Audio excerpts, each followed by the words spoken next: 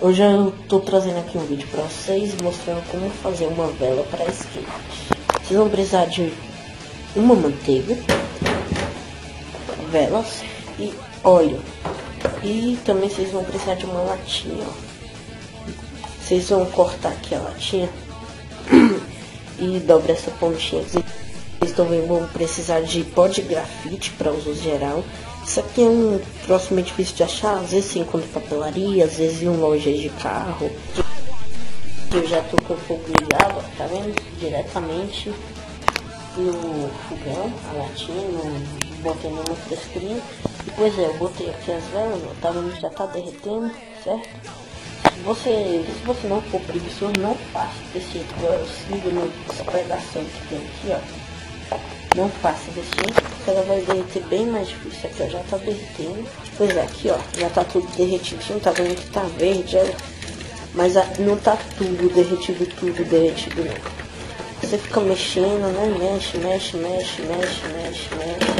Vou botar só isso aqui de manteiga, mas quando vocês for fazendo, dependendo do tanto que encher, ó, minha latinha encheu até aqui, tá vendo? Metade. Dependendo do tanto de encher, você vai botar uma colher inteira. Aqui eu vou botar essa colherzinha.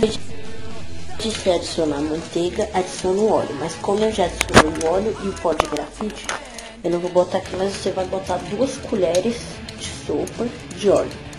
Aqui, ó, você vai botar metade desse potinho aqui, ó, de grafite, tá?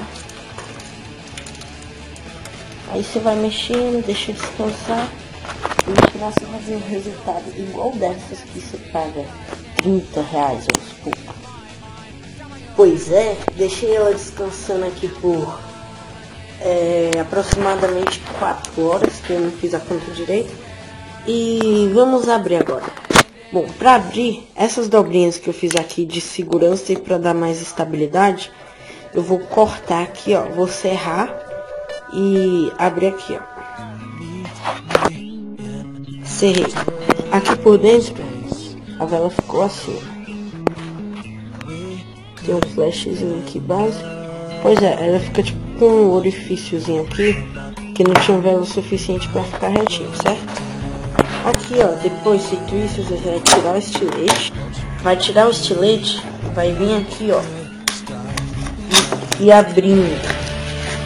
E abrindo até contornar a vela todinha.